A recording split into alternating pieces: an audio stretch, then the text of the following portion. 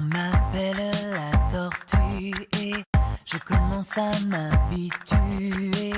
Peut-être pour mon dos courbé, pour ma bouche. Et vous nous emmenez ce matin à Monaco, non pas découvrir le soleil et le beau temps printanier, mais le musée océanographique avec un nouveau centre de soins.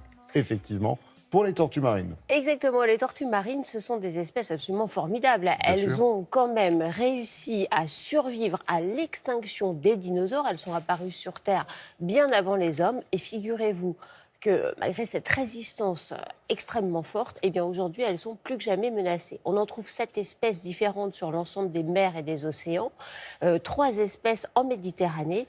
Et comme vous le disiez, Laurent, le musée océanographique de Monaco est très impliqué depuis fort longtemps dans la préservation des espèces marines.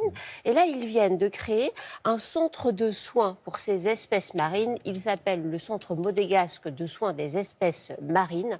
C'est important parce que ça leur permet de passer un cap après avoir fait et continuer à faire de la pédagogie avec des expositions, avec beaucoup d'informations délivrées au public. Et bien là, ils passent dans l'action, puisque l'objectif de ce centre de soins, c'est de pouvoir récupérer des tortues marines et d'autres espèces marines qui auront pu être récupérées par des pêcheurs, par des plaisanciers ou tout simplement par des utilisateurs de nos plages. Et ils vont soigner ces espèces et les remettre à l'eau à chaque fois que ce sera possible. Alors on va prendre la direction de Monaco pour découvrir les pensionnaires, les tout premiers pensionnaires de ce centre de soins.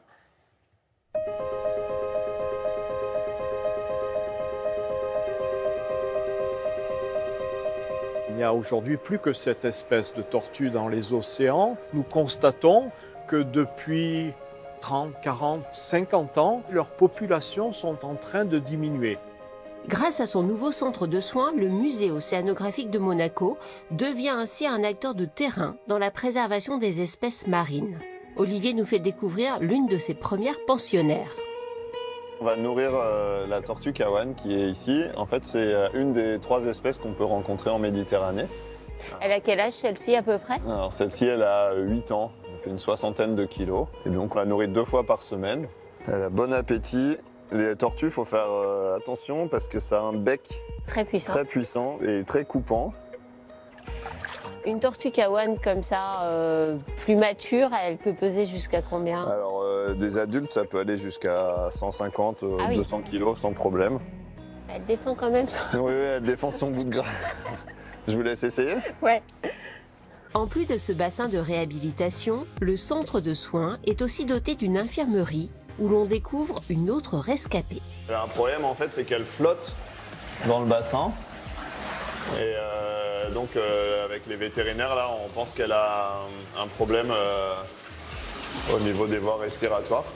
Donc en fait, on lui fait un traitement, comme c'est des animaux qui respirent à l'air libre, on lui fait un traitement par aérosol dans la petite cuve. D'accord. Tu veux que je t'aide ou pas ? Bon, faut faire attention parce que ça mord très fort. Donc c'est pour ça que je mets des gants un peu spéciaux. Hop, voilà, vous pouvez baisser, on va la poser. Les tortues, on les attrape toujours comme ça. Ouais. Il faut vraiment faire attention de ne pas se faire mordre. Hop. Ensuite, voilà. Elle pèse combien celle-ci ? 62 kilos, c'est comme ça. Ouais, c'est un beau bébé. Hein. Ouais. Maintenant, je vais lui faire respirer en fait le médicament. D'accord. C'est un traitement qui nous a été conseillé par un autre centre de soins à La Réunion. Avec les collègues, on s'échange des infos.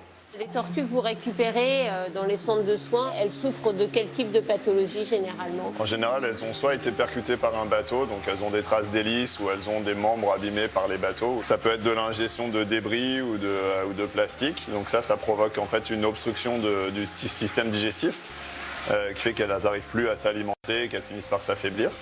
Et ensuite, ça peut être aussi des tortues qui sont soit prises par des pêcheurs, de manière accidentelle évidemment, soit emmêlées dans des filets abandonnés ou des cordes. Voilà. Donc ça, c'est les 3 menaces principales en fait dans la région. À chaque fois que cela sera possible, les tortues recueillies ici seront remises en liberté. Elles ont très très belles installations, c'est pas mal l'hôtel pour elles. C'est pas mal, effectivement. Mais on y ferait bien un petit séjour. Elles ont tellement Ce sont de grâce, des animaux elles sont tellement magnifiques. belles. Et justement, s'ils vous fascinent, je vous propose de découvrir cet ouvrage de Robert Calcagno. Ça s'appelle « Tortue marine, la grande Odyssée ». Voilà, avec des photos absolument sublimes. Vous le disiez, Laurent, ces animaux sont très, très beaux. Quand on les voit nager, c'est un spectacle... Des couleurs étonnantes. Vous dites 70 Étonnant. kilos, c'est Oui, une ouais, masse c'est comme ça. ça à terre, entre les mains. Oui. Et alors, dans l'eau, C'est magnifique. c'est juste C'est très aérien. élégant. Ouais. Voilà, comme vous, mesdames. Oh là là, Merci le pour vos compliment sourires du maître. de si bonne heure. Merci, Natacha.